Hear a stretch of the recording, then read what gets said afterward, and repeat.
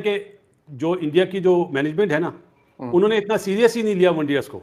उनका फोकस है इस वक्त टोटल T20 पे। T20 पे जी। दैट्स वाई 2 दिन पहले पहुंचे और T20 पे ज्यादा फोकस करा हुआ है क्योंकि वर्ल्ड कप है ना T20 का। ऐसा ही है। लेकिन रोहित शर्मा ने बहुत अच्छा जवाब दे दिया कि उसके साथ जो ज्यादती हुई थी ना, मेरा मानना है ज्यादती हुई थी। कोई ये बोले कि जी फ्यूचर का सोचा था, फ्यूचर का सोचा था, मैं नहीं मानता। अभी जूनियरों में इतना दम नहीं है कि वो विराट की या रोहित की जगह ले सके। उन दोनों ने आज बता दिया, हालांकि 2-0 करे हुए, अभी आपने ही बताया ना जी। कि विराट ने 2-0 करे हुए। उसके बाद आज पता चला ना, class form is temporary, class is permanent. और रोहित शर्मा की आप बात करते हैं, आप ये देख लेना 121 नॉट आउट करे उसने, 3 छक्के लगाए।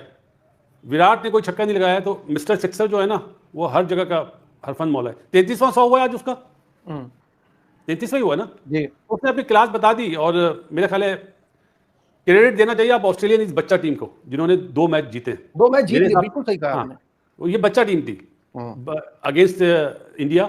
लेकिन वही बात है कि 2 दिन पहले पहुंच के आप वनडे सीरीज खेलना है, इतना ज्यादा फोकस नहीं था गौतम का वनडेज में बनिस्बत T20 के। बिल्कुल ठीक है। Kamran, how would you analyse this?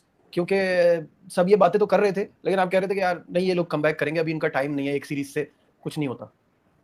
ये बिल्कुल ऐसे ही है, क्लास देख ली है, क्लास परमानेंट रहती है और यही इनकी क्लास है जो इतना लंबा कैरियर। और स्टेडियम, मैं आपको बता रहा हूँ, स्टेडियम जो आज फुल था ना, इन दोनों की वजह से था कि ये दोनों टीम का हिस्सा। और लास्ट ओवर है, नो डाउट, इसमें कोई शक नहीं है इनका, ऑस्ट्रेलिया का। लेकिन जैसी परफॉर्मेंस चाह रहे थे वैसी परफॉर्मेंस की है। एक हमारे लोग जितने हैं ना, ये एक माहौल बनाया जाता है कि 2 मैचों में रन नहीं हुए तो वो समझना शुरू हो गया क्रिकेट खत्म हो गई है। वो जो 14,000 रन उसने प्लस किए हुए हैं, 10,000 रन रोहित शर्मा ने किए हुए, वो क्या मजाक में किए हैं? ये तो बातें उनके लिए होती हैं कि जो पिछले कोई 1-1.5 साल से फॉर्म में ना हो। ये तो वो सुपरस्टार है जो फॉर्म में है, इवेंट पे इवेंट जितवा के दिए हुए हैं। तो 2 मैचेस खराब गए हैं तो आप कहना शुरू हो गया अब क्रिकेट खत्म हो गई है। तो ये जाती है इनके साथ। लेकिन आज जो मैच हुआ है, जैसे आज बासर भाई ने बताया, ऑस्ट्रेलिया ने टॉस जीता, बैटिंग किया, थोड़ा चेंज किया उन्होंने क्योंकि सीरीज जीते हुए हैं। और क्रेडिट देना भी चाहिए ऑस्ट्रेलिया टीम को, इस टीम के साथ इंडिया जैसी टीम से वो सीरीज जीते हैं, अच्छी क्रिकेट खेले हैं। जैसी भी टफ कंडीशन थी दोनों टीमों के लिए थी, लेकिन वो उन्होंने ज्यादा अच्छे तरीके से असेस की, उनकी कंडीशन थी। लेकिन आज जैसी पिच थी वैसा स्कोर नहीं किया, बॉलिंग बड़ी जबरदस्त। हम तो ये विराट कोहली और रोहित शर्मा की बात कर रहे हैं ना कि इनको छोड़ देना चाहिए। यहाँ पे तो जो कल आया टीम में हर्षद राणा, उनको कह रहे हैं कि उसको निकालो। वो किस वजह से हर टीम का हिस्सा बनता है, जो परफॉर्मेंस कर रहा है। तो ये तो अब मेरे ख्याल से थोड़ा सा पेशेंस रखना पड़ेगा फैंस को, जो रखना क्रिकेट पड़ेगा। के नहीं, गुरु मैं हैं, हर्षित राणा पे क्रिकेट के गुरु हैं, ज्यादा क्रिकेट बात के इसलिए गुरु हैं, क्रिकेट के जो गुरु हैं उनको इसलिए ज्यादा बात करते हैं कि हर फॉर्मेट में कोई भी प्लेयर ऐसा नहीं है ना जो हर फॉर्मेट में परमानेंट चल रहा हो। नजीब एक बात समझने वाली है। वो आप समझते हैं ना, वो वेरी प्रोफेशनल क्रिकेट चलाते हैं ना, सिस्टम बड़ा स्ट्रांग है। उनको पता है शामी चला गया, बुमराह तीनों फॉर्मेट कंटिन्यू नहीं खेल सकते, उन्होंने अपने बॉलर को तैयार करने हैं ना। वो कैसे कर सकते हैं? उनको रिप्लेस भी तो करना है ना। तो राणा के पास जो पेस है, हाइट है, तो वो बन सकता है ना। कृष्णा के पास जो पेस है, हाइट है, वो बन सकता है। लेकिन इस पे डिबेट ये है कि शामी चला गया, आप क्यों कह रहे हैं? शामी वो अपनी फिटनेस कह रहा है, मेरी सही है, आप कंसीडर नहीं कर रहे हो ना। नजीब चले, शामी आ गया, 1 साल और खेलेगा। मुझे एक बात बताएं, 1 साल और खेलेगा? बैकअप प्लेयर्स तो तैयार करने हैं ना। शामी के साथ ज्यादा, हम सब कहते हैं शामी के साथ ज्यादा, रोहित को कैप्टनसी से उतारा ज्यादा है, लेकिन आपने बैकअप तो तैयार करना है ना।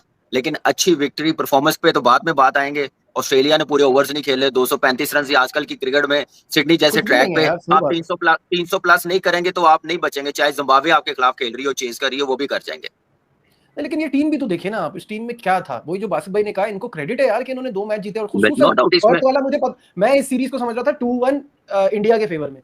वो पर्थ वाला मैच तो जीतना ही था, लेकिन ये जो एडिलेड में भी हार गए ना, ये बहुत ही अजीब सी बात है। नजीब, आप हंसेंगे, आप 2-1 कह रहे हैं, मैं 3-0 समझ रहा था ऑनेस्टली, जैसे इनके प्लेयर्स नहीं थे, जैसी टीम थी। मुझे ऐसा लगा क्योंकि जाते ही पर्थ में खेलना ना हमेशा मुश्किल होता है किसी भी एशियन टीम के लिए, आपको तो आइडिया है इसका। तो इस वजह से मुझे फीलिंग थी कि 2-1 हो जाएगा। बासित भाई, अब थोड़ी सी इनके कुछ परफॉर्मेंसेस की बात कर लें। मैट रेनशॉ ओवरऑल अच्छा परफॉर्म किया इस पूरी सीरीज में। मैथ्यू शॉर्ट ने आज तो 30 किए, ओवरऑल अच्छा परफॉर्म किया। कूपर कॉलोनी, इनको एक फ्यूचर का अच्छा प्रोस्पेक्ट मिला है, 21-22 साल का लड़का अच्छा खेलता है ओवरऑल। मिच ओवन की ये पहली वनडे सीरीज थी, तो ओवरऑल इनको किस तरह से असेस करते हैं आप ऑस्ट्रेलिया की टीम को?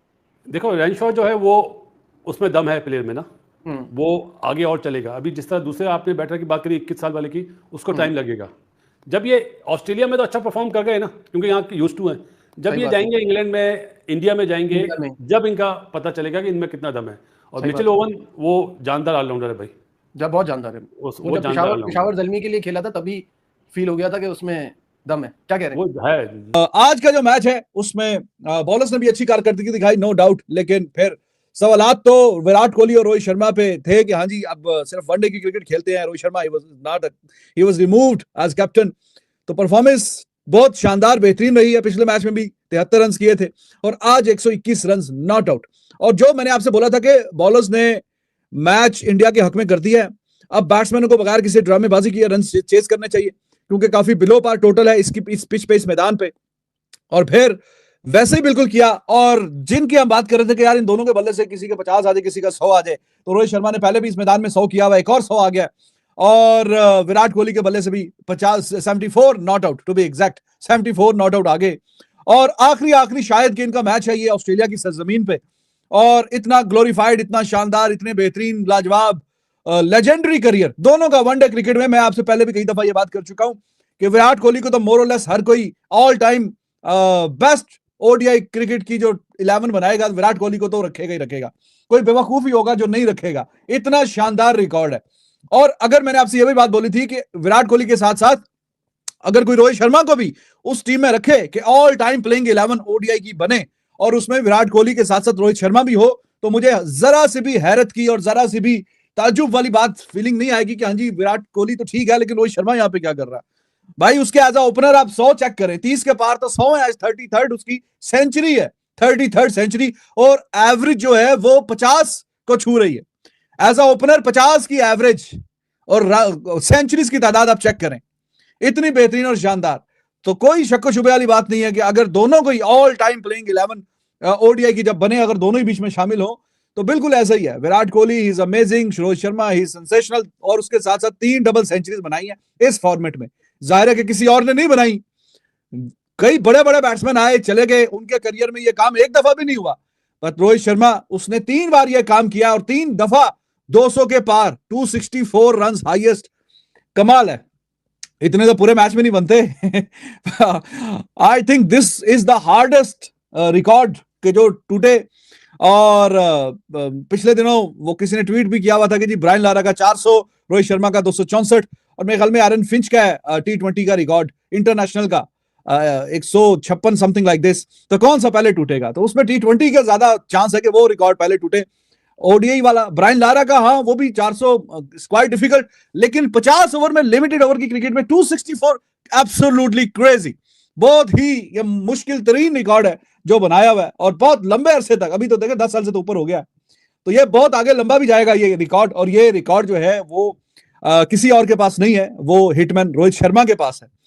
और मैं वो खैर चेक नहीं कर पाया कि इस सीरीज से पहले 5-6 छक्के चाहिए थे रोहित शर्मा को ऑल टाइम छक्के मारने का। आज 3 छक्के मारे, पिछले मैच में मुझे भूल गया 6 चाहिए थे, लेकिन मेरे ख्याल में थोड़ा सा काम पीछे चूक गया, 1-2 छक्कों के पीछे। तो शायद अफरीदी का जो रिकॉर्ड है वो सबसे ज्यादा वनडे इंटरनेशनल में छक्के मारने का, वो भी Rohit Sharma is very close to take that record. हाँ, इनिंग्स का बड़ा फर्क है, जाहिर है कि मैचेस का और इनिंग्स का बड़ा फर्क है।